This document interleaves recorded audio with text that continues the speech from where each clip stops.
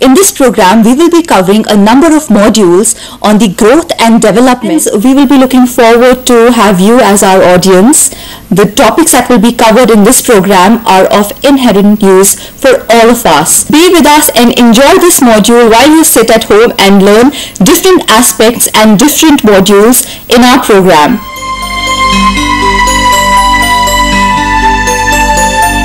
Today we have with us Ms. Bipasha Sen Gupta, a lady who has dedicated all her work to save the environment.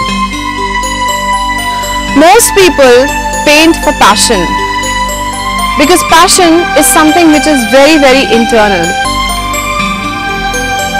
For an art student, a painting may culminate starting from a dot, a line and various shapes. When all this is mixed together, it culminates into a painting. Painting comes from inspiration.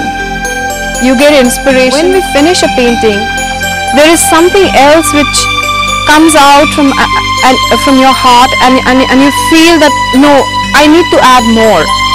It is like an unending black hole where he keeps on and on and on, and the thirst never ends. Standing in this beautiful environment with all greenery and these lovely colors of nature which God has painted on his canvas, I thought of using the same colors as a fusion and dedicate this painting to none other than the great man, environmentalist, thinker, poet, writer, none other than Rabindranath Tagore. I think the two, that is the environment and Tagore, blends so well together that it is like a blending of colors, him and the environment. His visions of colors, I can only relate to colors because I'm a painter. His vision about colors, his visions about lines, about drawing, about everything, it's like he lived 100 years beyond time. He had so much positivity around him that he spoke so well about everything of life on his canvas. This is a blank canvas. It has a beauty of its own. Like the song goes, you say it best when you say nothing at all. That is what this canvas depicts. And imagine the potential it has to express your thoughts, your actions, your passion, your creativity. This time, let's do something which is very, very close to my heart, and that is the environment, the earth, and this beautiful world that we live in. The first thing that came on this earth was water.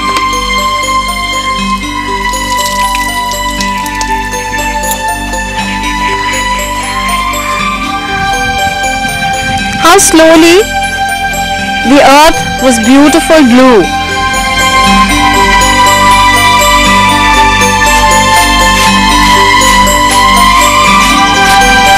It played with our moods, it played with us,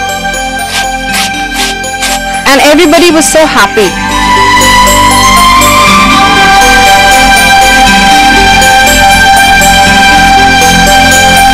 There were shades of blue which would depict shades of happiness. Sometimes it was more and sometimes it was less. Everybody thought from the heart. No one was thinking here.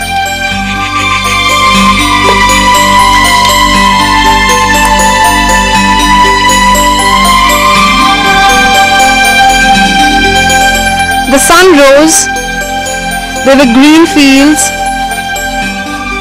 and there was complete harmony. We loved the Mother Earth, and the Mother Earth loved us.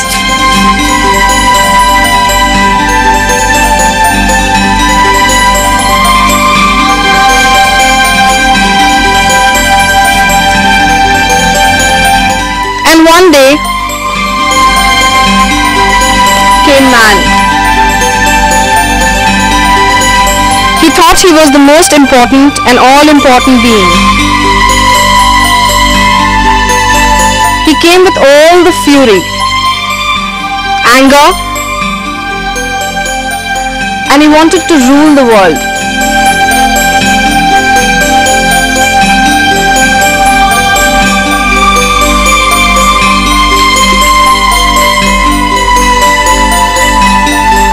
He thought at one time he had started ruling the world and he was happy.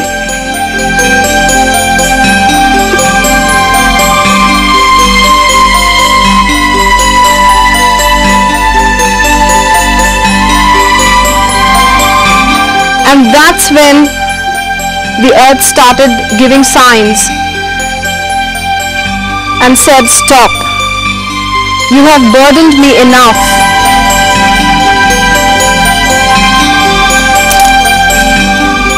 It started showing signs and it started giving signs, but man never listened.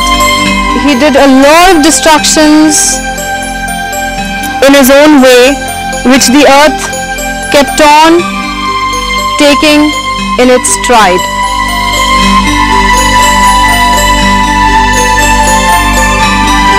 Never realizing that one day we need to stop.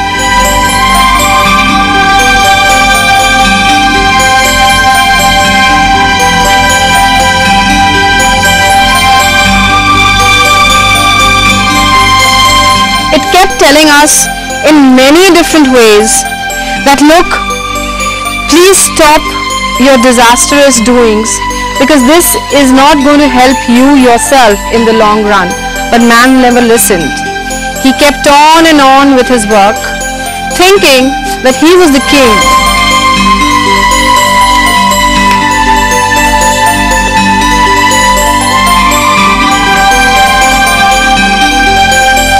And one day, the earth was angry.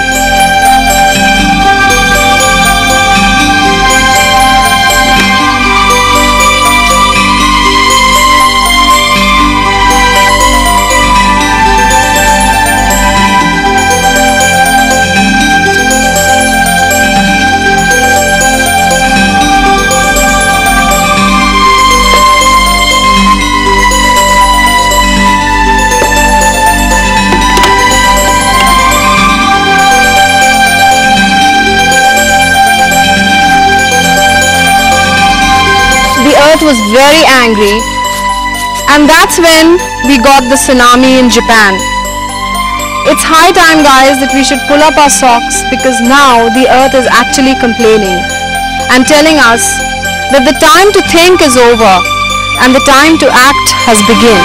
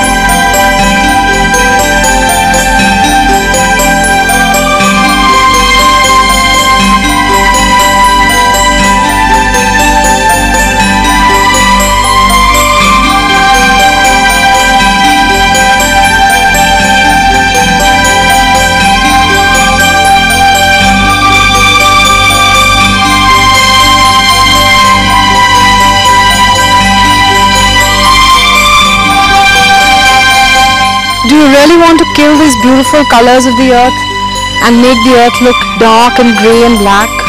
I don't think so.